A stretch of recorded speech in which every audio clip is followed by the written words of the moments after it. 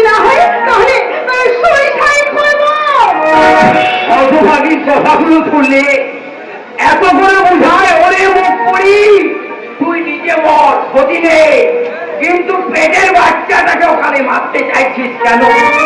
আরে যার বাচ্চা সে তো দায়িত্ব নিলেই ঝামেলা বেঁচে যাবে। আরে বাবা, কার বাচ্চা, কে দায়িত্ব নেবে? আমি কিছুই বুঝতে পারছি না। এতে আর না বোঝার কি আছে বাবাজি?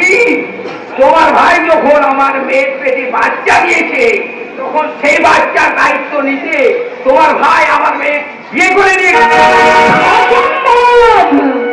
ওই বাচ্চাটাকে আমার নীলাদ্রির, তার কি প্রমাণ আছে?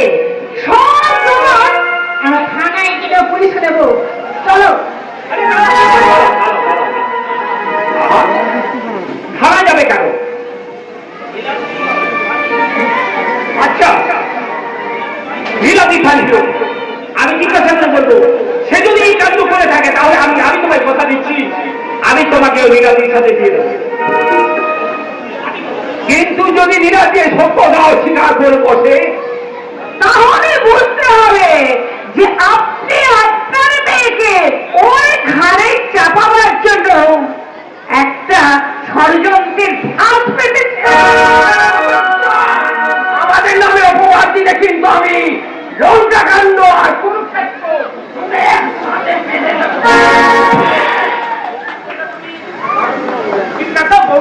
শোনো, তুমি সংক্ষিপ নয়, আমি বাঁকা হয়ে চলি, কিন্তু সোজা কথা বলি। আমি একটাই শুদ্ধ কথা শুধু জানতে চাই, তোমার ভাই নীলাদ্রি আমার মেয়েকে বিয়ে করবে কি না? যাকে তাকে বোঝা দিয়ে দিতে হবে। এটা সত্যি বলতে এসেছে? বলতে নয়, ধরতে এসেছে। শিকার? কিন্তু কেন? শিকার ওই মেয়েটাকে চোখ সাজিয়ে প্রতারণার জাল ফেলে তোকে ধরতে এসেছে নীলাদ্রি। কিন্তু কেন বলি, সেটাই তো আমরা জানতে চাই। সেটা আমরা জানতে চাই। এই মেয়েটা আমাদের বাড়ি বউ হবার তার অধিকারী আছে, কোন পথ হয়?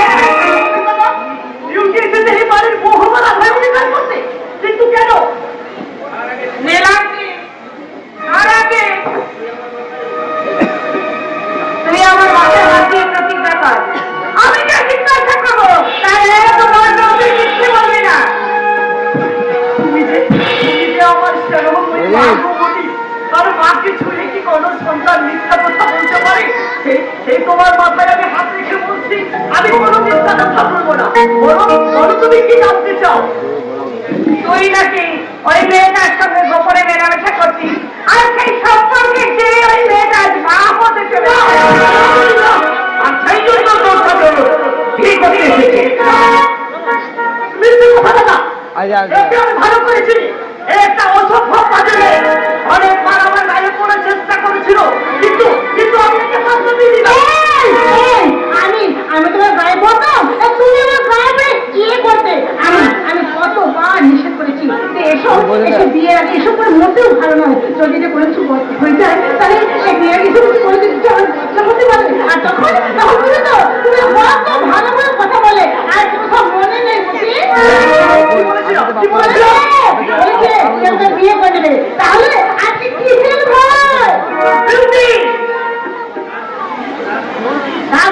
তারপর যদি শুনেছ আমি তোমার সঙ্গে মেলামেশা করে অঙ্গ সত্তা একটা বাজে কথা বলে তোমাকে এতগুলো অপকর্ম করে আমাদেরকে ধামাচাপা ভয় দেখানো হচ্ছে। আমি তোমাদেরকে ঘর বুঝতে যদি জেলে ঢুকেতে না পারি, আমার নাম বাঁকা বাকলি নয়। আমরা থানাতে যাব। তখন থানা যাবার কি দরকার? ও জেল হয়ে যাবে, ও জেল হয়ে ও চাকরিতে চলে যাবে গৌরীব কাকা।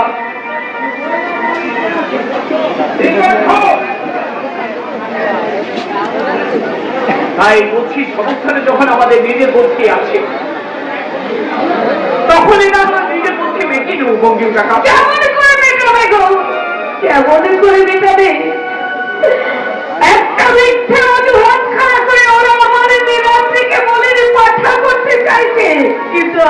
নীলাদ্রি, আমি জানি আমার নীলাদ্রি সম্পূর্ণ নির্দোষ।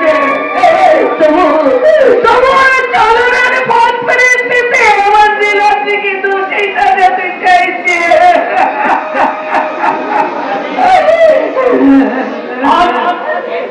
আজ এই মুহূর্তে দোষীর সত্যগুলো মিথ্যে হয়ে গেছে। বলব এই দেশের আইন মেয়েদের কথা মুখের কথাই করে আজ যদি মেয়েটা থানায় গিয়ে নিজে গিয়ে রিপোর্ট করে, তাহলে দেখতে সত্যি প্রমাণ হওয়ার আগে নীলাদ্রির চির হয়ে যাবে। তাই বলছে পরিবারকে বাঁচাতে নয়, নিজেকে বাঁচাতে নীলাদ্রি মেয়েটাকে বিয়ে করবে।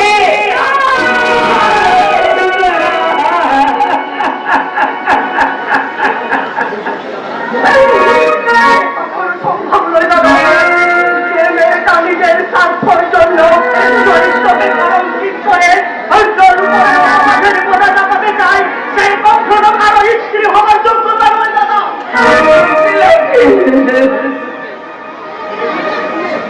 যদি খারাপ তাহলে কি করবি ভাই? তুই যদি জেলে চলে যাস তাহলে ওকে বিয়ে করেছি হয়ে যাওয়া যে অনেক ভালো। দাদা তাই তাই তোর মিথ্যা অভিযোগ কথা নিয়ে আমি থাকতে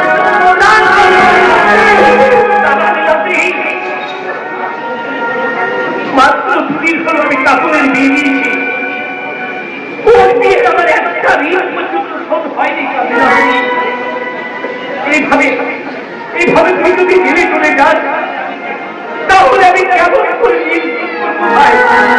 তুই বলতে পারবি? তাই বলছি ভাই, তাই বলছি জেলে যাওয়ার আগে তুই বলো আমার বড় দেখবি।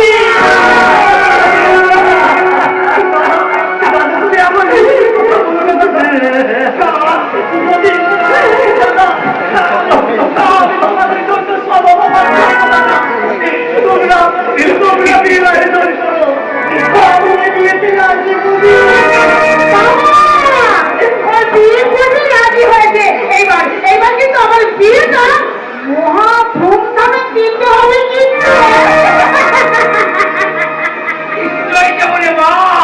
আমি হলাম ওই কালো মেঘ আমার অশান্তির আগুন হয়ে আমার সংসারটাকে পুড়িয়ে ছাই করতে পারে। করে অনেক শক্ত অক্রান্ত আমি ভেঙে দেবো নীলাদ্রি। শুধু তুই শক্ত হয়ে আমার তোমায় আমি কথা দিচ্ছি না, আমি কোনোদিনও তোমার হাত ছাড়বো না, কোনোদিনও না।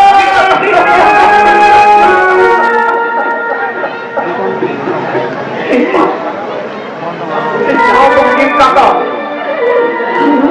বিয়ের আয়োজন করো, কোনো লোকাচার নয়, কোনো মাঙ্গলিক অনুষ্ঠান নয়। চুপি চোরের মতো কাল রাত্রে শ্মশানকালীন মন্দিরে আমার ভাই নীলাদ্রির সাথে আমাদের বিয়ে হবে।